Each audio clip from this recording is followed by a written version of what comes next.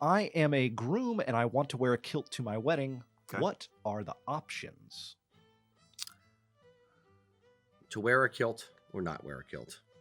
That is the question. That's the question. Yes. No, if you want to wear a kilt to your wedding, it's again, it really boils down to what the theme of the wedding is, what the level of formality of the wedding is, what your tartan is, what your bride's comfort level is with certain things.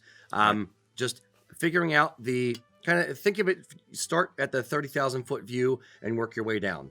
What do you want the wedding to kind of look like and feel like? From there, you start picking out the details, what you want the outfits to look like, and then the more minor details of what the symbolism on the day is and that kind of thing. So your options are only limited by your imagination. You can do something fantastical, renaissanceical, historical, whatever you want. You can do something uber high formal. You can do something in between, smart day wear, tweed, that kind of thing. It really boils down to what you want it to look like because this is your day, period. I think the two main questions that come up when people are thinking about this is, A, how much should I spend?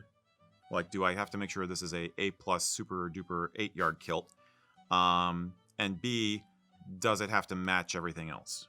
I think those are the two major concerns that we hear in the shop is basically, do I have to break the bank to do this? Or number two, if I'm wearing this tartan, does everybody have to be in that tartan? Does my bride have to be in that tartan? Do I have options with that, or do we have to set on one thing? The one setting budget. Let me start there for a sec. Sure. The beautiful thing about the kilt in general is its versatility. I specifically remember a time where a bride to be and her groom came into the store and they were looking for his outfit for the wedding. And she, recoiled at the price of, a full outfit. He got a, pretty nice outfit and it was like $1,500. And she, shot at him saying, that's more than my wedding gown cost. And I said, yes, but how many times are you going to wear a wedding gown? Because he's going to be able to wear this multiple times after the wedding. And he goes, yeah, that's true. And she kind of like, okay, that makes sense. So yeah. It's versatility in the outfit and the ability to wear it to multiple things later. I want you to factor that into the whole thing. Don't just say like, gee, I can only spend X amount of dollars. Obviously, budget is a concern and you want to set a cap on your budget. Yeah. But remember that you will be wearing this long past the actual date of the wedding. Mm-hmm. Mm-hmm. Yeah. And so what about the tartan choices? Does it matter what tartan you choose? It does and it doesn't. You want to make sure that, remember, this is not just your day with your kilt, it's also her day.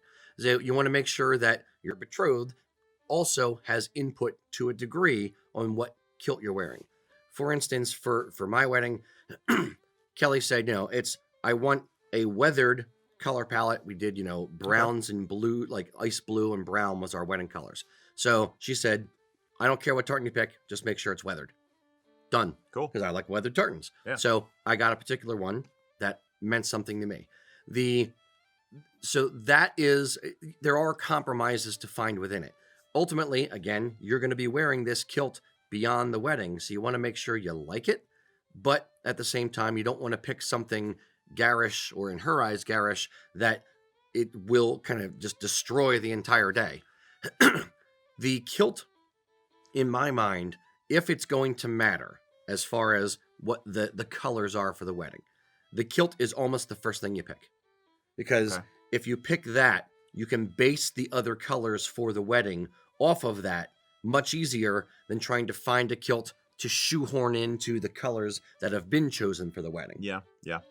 So it's almost easier to start that way. And then you can do the same thing with the groomsmen. Either get them tartans that are within the same color palette, meaning modern, ancient, weathered, muted, or get them the same tartan as the groom, or, you can go a few different ways with it. Mm-hmm.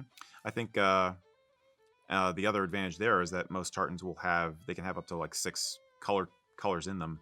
So you're going to have more options than you might think. And as far as the aesthetic of the wedding is concerned, you may only need 2. So you may be fine. the extreme opposite we've run into is I remember one couple came in and he was all into wearing his family tartan, and she was not into the kilting thing at all.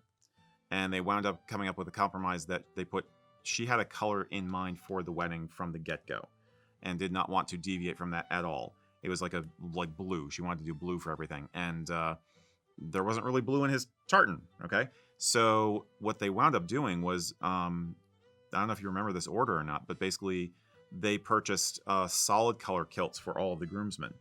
Okay, I don't remember this, but I believe you. Lucas and I worked on that one, and basically it was we wound up putting them all in like a navy blue, solid color kilt, which very contemporary, very different, but they worked. The process of doing this can be very joyful for you and your betrothed. It can also be a huge stressor. So plan in advance, talk it through slowly, and make sure that everybody's finding something they can be happy about. It can definitely be a bit of a crucible, like any major life event can be. I won't say it's as bad as job hunting, but it can be. But they say, weddings and job hunting and buying a home are like the top 3 major stressors in American life. Well, yeah, I mean, like a living stuff as opposed to death. But I'm not planning on dying yet. So parents dying. That's true. Yeah, it's more.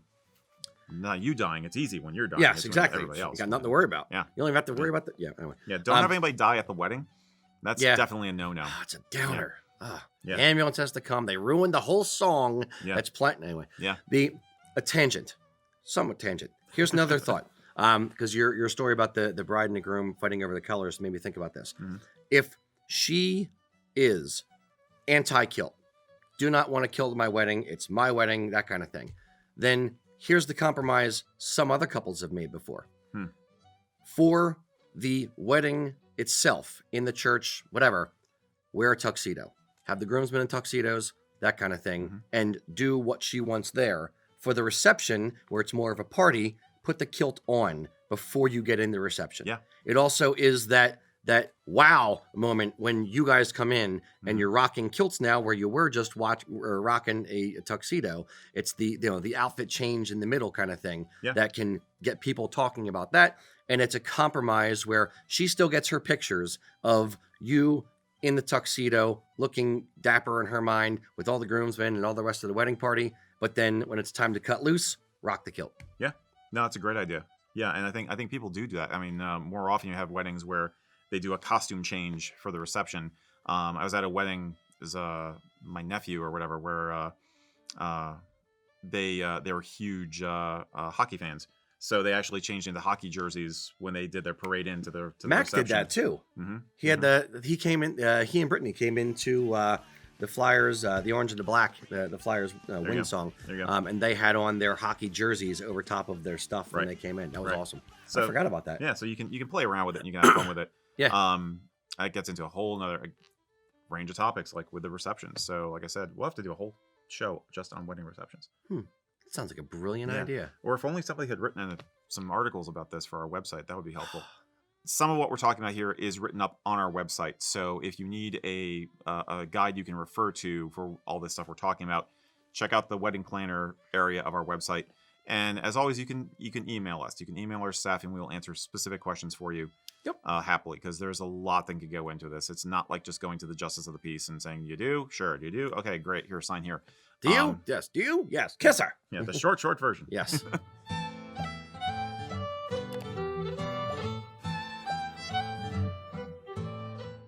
The short version. Do you? Yes. Do you? Yes. Good. You're married. Kiss her.